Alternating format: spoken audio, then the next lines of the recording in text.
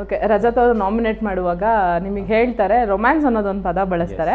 ಅದ್ರ ಬಗ್ಗೆ ತುಂಬ ಮಾತಾಡೋದು ಬೇಡ, ಆಲ್ರೆಡಿ ಅದಕ್ಕೆ ರಜತ್ ಅವ್ರು ಸಾರಿನೂ ಕೇಳಾಗಿದೆ. ಬಟ್ ಏನಂದ್ರೆ ಅವತ್ತು ನೀವಿಬ್ರು ಕೂತ್ಕೊಂಡು ಮಾತಾಡ್ತಿರ್ತೀರಿ, ಮನೆ ಒಳಗಡೆ ದೊಡ್ಡ ಗಲಾಟೆ ಆಗ್ತಾ ಇರುತ್ತೆ ಕಾವ್ಯ, ಅಶ್ವಿನಿ, ರಕ್ಷಿತಾಗೆ. ನೀವಿಬ್ರು ಕೂತ್ಕೊಂಡು ಮಾತಾಡ್ತಿರ್ತೀರಿ ಅಲ್ಲಿ. ಅಂದ್ರೆ ಇಬ್ರು ಹೆಂಗ್ ಮಾತಾಡ್ತಿರ್ತೀರಿ ಅಂದ್ರೆ ಅದಷ್ಟು ಒಂದು ಮನೆ, ನೀವಿಬ್ರು ಇರೋದೇ ಒಂದು ಮನೆ.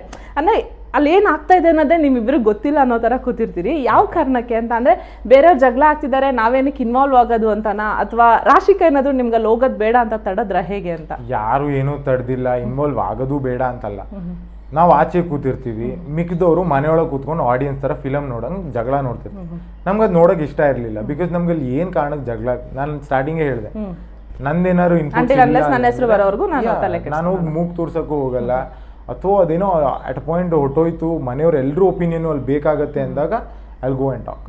ಬಿಕಾಸ್ ಅಲ್ಲಿ ನಡೀತಿದ್ದ ಜಗಳ ಸುಮಾರು ಸತಿ ಅನ್ಸ್ಬಿಡುತ್ತೆ ನಂದು ಇನ್ಪುಟ್ಸ್ ಬೇಡ ಅಲ್ಲಿ. ಸುಮ್ಮನೆ ಹೋಗ್ಬಿಟ್ಟು ಹೇಳೋದು, ನನ್ನ ಒಪಿನಿಯನ್ ಇಂದ ಇನ್ನೊಬ್ರಿಗೆ ತೊಂದರೆ ಆಗೋದು, ಆಮೇಲೆ ಅದರಿಂದ ಇನ್ನ ಜಗಳ ಜಾಸ್ತಿನೂ ಆಗ್ಬೋದು. ಆಗತ್ತೆ, ಡೆಫಿನೆಟ್ಲಿ ಆಗತ್ತೆ. ಈಗ ಒಬ್ಬ ಮಾತಾಡ್ತಿದೀಯ ಅಂದ್ರೆ ಇನ್ನೊಬ್ರು ಇವನ್ ಬಂದು ಮಾತಾಡ್ದ, ನಾನು ಮಾತಾಡಿಲ್ಲ, ಮಾತಾಡ್ಬೇಕು, ಇನ್ನೊಬ್ಬನೂ ಬರ್ತಾನೆ ಅಲ್ಲಿ. ಸೊ ಆ ಸಿಚುವೇಶನ್ಸ್ ನಂಗೆ ಬೇಕಾಗಿರ್ಲಿಲ್ಲ. ನಂದು ಆ್ಯಕ್ಚುಲಿ ಅಲ್ಲಿ ಹೊರಗಡೆ ಏನಾಗ್ತಿತ್ತು ಅಂದರೆ ಆರಾಮಾಗಿ ನಾವು ಕೂತ್ಕೊಂಡು ಮಾತಾಡ್ತಿದ್ವಿ, ಒಳಗಡೆ ಜಗಳ ನಡೀತಿತ್ತು. ಅದು ಕ್ಯಾಮ್ರಾಸ್ಗೆ ಹೆಂಗೆ ಕಾಣಿಸ್ತಿತ್ತೋ ಗೊತ್ತಿಲ್ಲ. ಬಟ್ ಅಲ್ಲೋಗ್ಬಿಟ್ಟು ಜಗಳ ನೋಡೋಕ್ಕಿಂತ ನಾವು ಆಚೆ ಕೂತ್ಕೊಳ್ಳೋಣ ಅನ್ನೋದು ಅಷ್ಟೇ ನಮ್ಮ ತಲೆಯಲ್ಲಿ ಇದ್ದಿದ್ದು. ಅದ್ ಸರಿ.